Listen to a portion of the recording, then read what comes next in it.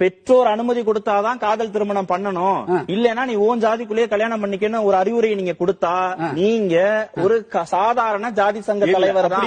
நீங்க பொது நீரோட்டத்துல எல்லோருக்குமான கட்சி தலைவர் கிடையாது. அப்படிதான் ஏத்துக்கணும். இல்ல அது காதல்ங்கிறது என்ன வர்க்கம் பார்த்து, இன்னொரு ஜாதி ஏற்றத்தாழ்வை பார்த்து, பொருளாதாரம் பார்த்து, கல்வி பார்த்து எல்லாம் வருது கிடையாது.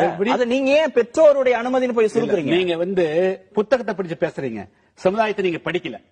மிரட்டுறீங்களா? நீங்க ஜாதி ஜாதி மாதிரி கல்யாணம் பண்ணா உங்களை வெட்டிடுவாங்க, குத்திடுவாங்க அப்படி சொல்ல அப்படின்னு மிரட்டுறீங்க. நீங்க சமுதாயத்தை பத்தி புரிஞ்சுக்கலன்னு சொல்ல. சமுதாயம் பத்தி உங்களுக்கு இருக்கிற புரிதல பாதியாவது எனக்கு இருக்கும் சார். இல்ல சார், சமுதாயத்து நடைமுறை வேற சார். நீங்க ஆணவ கொலை நடக்குதா? ஆமா, அது நடக்குது.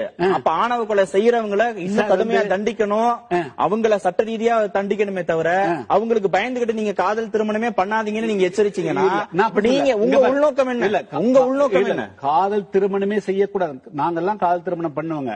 2 குடும்பங்கள் ஏற்றுக்கொண்டது. நூற்றுக்கணக்கான பேர் காலத்து IAS 2 பேர் படிக்கிறாங்க, IPS படிக்கிறாங்க, IRS படிக்கிறாங்க, 2 பேர் விரும்புறாங்க. ஃபேமிலிஸ் எத்தனையோ பேர் ஏற்றுக்கொள்கிறார்கள். இல்ல இப்ப என்ன சொல்ல வரீங்க? நீங்க பெற்றோர் ஏத்துக்கலன்னா காதல் திருமணமே தமிழகத்தில் நடக்க கூடாதுன்றீங்களா? நடக்க கூடாதுன்னு சொல்ல. நான் யாரு கேட்கறாங்க இளைஞர்கிட்ட, நீ காதலை கொஞ்ச நாளைக்கு தியாகம் பண்றான்னு சொல்றேன். அது கொஞ்ச நாளைக்குன்னா என்னது?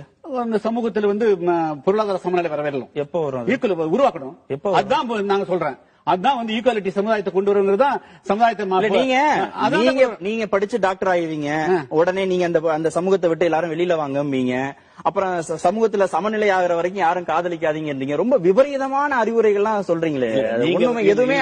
எதையுமே நீங்க இந்த ஜென்மத்துல யாருமே அந்த இலக்குகள்லாம் போய் அடையவே முடியல. ஜாதியை விட்டுட்டு இந்துக்களா ஒண்ணு சேருங்கன்னு சொல்லக்கூடிய அதே கிருஷ்ணசாமி ஏன் ஜாதிக்குள்ள திருமணம் பண்ணணும்னு சொல்றாரு. ஜாதி ஒளியணும் இருக்காதா? ஜாதி ஒண்ணு பண்ணு. ஜாதி ஒளியும் ஒரே ஜாதிக்குள்ள கல்யாணம் பண்ணா எப்படி? ஒரே ஜாதிக்குள்ள கல்யாணம் பண்ணா எப்படி ஜாதி ஒளியும்? ஒளியும் அப்பதான் ஒளியும். எப்படி ஒளியும்? எப்படி ஒளியும்னா சொல்ல மாட்டேன்றீங்களா? ஜாதிங்கிறது திருமணத்தில் கிடையாது. திருமணத்தின் மூலமாக ஜாதி ஒழிக்க முடியாது.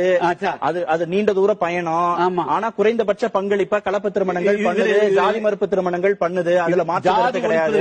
என்னுடைய கேள்வி, ஒரே ஜாதிக்குள்ள திருமணம் பண்ணா